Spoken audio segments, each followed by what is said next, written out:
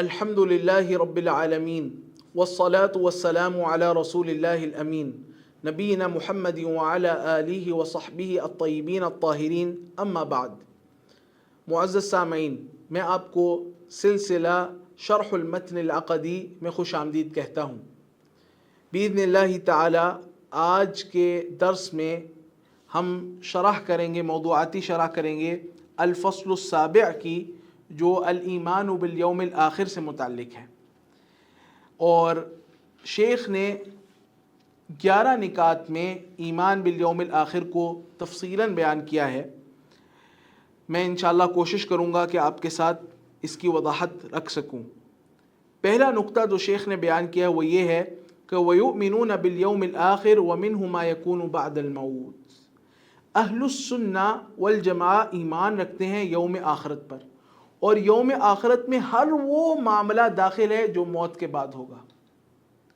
ہر وہ معاملہ جو موت کے بعد ہوگا وہ ایمان بالیوم الآخر میں داخل ہے۔ نمبر 2، وَفِتْنَةُ الْقَبْرِ فَيُقَالُ لِلْمَيِّتِ مَنْ رَبُّكَ وَمَا دِينُكَ وَمَنْ نَبِيُّكَ۔ اہل السنہ والجماعہ فتنۃ القبر پر بھی ایمان رکھتے ہیں کہ قبر میں سوال ہوگا، امتحان لیا جائے گا۔ فتنۃ القبر سے مراد یہ امتحان القبر، قبر میں امتحان ہوگا۔ فیقال للمیت، میت سے کہا جائے گا من ربک ما دینک من نبیک، تمہارا رب کون ہے، تمہارا دین کیا ہے، تمہارے نبی کون ہے۔ نمبر 3، ثم بعد هذه الفتنة اما نعیم و اما عذاب الى ان تقوم القیامة الکبریٰ۔ پھر اس فتنہ، اس امتحان کے بعد اگر انسان کامیاب ہو گیا، اس نے کہا ربی اللہ، دین الاسلام اور نبی محمد صلی اللہ علیہ وسلم یہ کہا، تو اس کو نعیم ملے گی، نعمت ملے گی، راحت ملے گی۔ وَإِمَّا عَذَابٌ إِلَىٰ أَن تَقُومَ الْقِيَامَةُ الْكُبْرَىٰ، اور دوسرا معاملہ یہ ہے کہ اس کو عذاب دیا جائے گا اگر وہ اس میں ناکام ہو گیا، جب تک القیامت الکبریٰ قائم نہیں ہوتی۔ یہ تو قیامت الصغریٰ ہے نا، جو موت آ گئی۔ پھر القیامت الکبریٰ، بڑی قیامت، یعنی یوم یقوم الناس لرب العالمین والا معاملہ جب تک نہیں ہوتا۔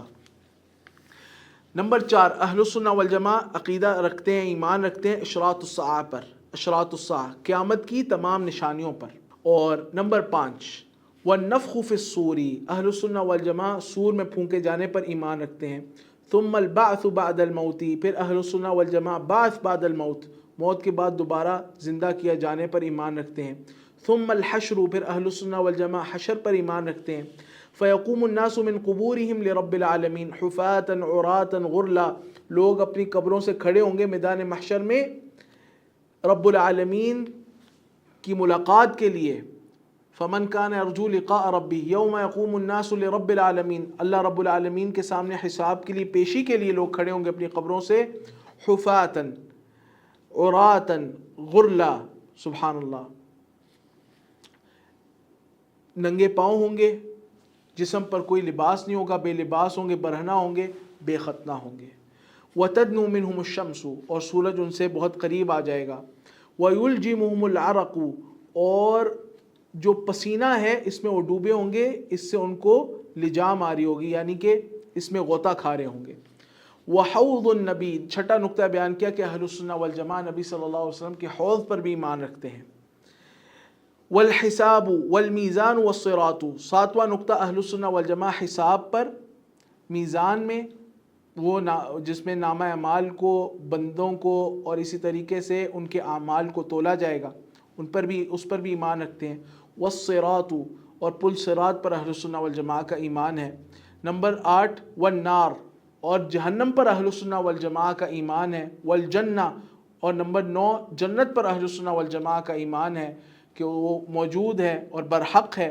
وَأَوَّلُ مَنْ يَسْتَفْتِحُ بَابَ الْجَنَّةِ مُحَمَّدٌ صلی اللہ علیہ وسلم، سب سے پہلی شخصیت جو جنت کا دروازہ کھٹکھٹائیں گی وہ محمد رسول اللہ صلی اللہ علیہ وسلم کی ہوگی۔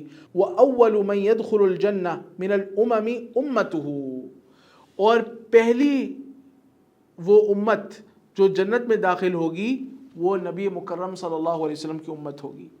10واں نقطہ، وَأَنَّ الْمُؤْمِنِينَ يَرَوْنَ رَبَّهُمْ عَيَانًا بِأَبْصَارِهِمْ يَوْمَ الْقِيَامَةِ وَفِي الْجَنَّةِ، قیامت کے دن بھی اور جنت میں بھی اہل ایمان اللہ سبحانہ و تعالیٰ کو اپنی آنکھوں سے اپنے سامنے دیکھیں گے۔ سبحان اللہ، اللہ سبحانہ و تعالی ہمیں اپنا دیدار عطا فرما دے۔ اللہم انا نسألک لذۃ النظر الی وجہک الکریم۔ اور 11واں نقطہ وہ ہے والشفاعہ۔ اہل السنہ والجماعہ کا شفاعت پر بھی عقیدہ ہے کہ شفاعت ہوگی آخرت میں۔ ومنہا، اور شفاعت میں کیا چیز داخل ہے؟ شفاعتہ صلی اللہ علیہ وسلم فی اہل الموقف حتی یقضی بینہم، شفاعت کبریٰ جسے کہا جاتا ہے کہ آپ صلی اللہ علیہ وسلم میدان محشر میں سب سے پہلے سفارش کریں گے کہ حساب کتاب کا معاملہ شروع ہو، اور وہ وہاں پر جو آپ کو مقام ملے گا وہ ہے وہی المقام المحمود، مقام محمود۔ ومنها شفاعته صلی اللہ علیہ وسلم وغیرہ فی من استحق النار من اہل الایمان الا يدخلها۔ اور نبی کریم صلی اللہ علیہ وسلم اور آپ کے علاوہ دیگر انبیاء کی اور دیگر افراد امت کی سفارش ان لوگوں کے حق میں جن پر جہنم واجب ہو گئی ہے کہ وہ جہنم میں داخل نہ کیے جائیں۔ ومن دخلها ان يخرج منها، اور جو جہنم میں داخل ہو چکے ہیں ان کے لیے سفارش کہ وہ جہنم سے نکال لیے جائیں۔ وَيُخْرِجُ اللَّهُ مِنَ النَّارِ أَقْوَامًا مِنْ أَهْلِ الْإِيمَانِ بِغَيْرِ شَفَاعَةٍ، اور کچھ لوگ ایسے ہوں گے کہ جن کو اللہ سبحانہ و تعالی جہنم کی آگ سے نکالے گا بغیر شفاعت کے، بل بمحض فضلہ ورحمتہ، اپنے محض فضل سے اور اپنے محض رحمت سے۔ سبحان اللہ۔ یہ آخرت کے متعلق جو اہل السنہ والجماعہ کا عقیدہ ہے وہ شیخ نے یعنی اجمال کے ساتھ 11 نکات میں ذکر کر دیا ہے۔ اسی پر ہم اکتفا کرتے ہیں۔ وباللہ تعالی توفیق، وصلی اللہ وسلم علی نبینا محمد وعلی آلہ وصحبہ اجمعین۔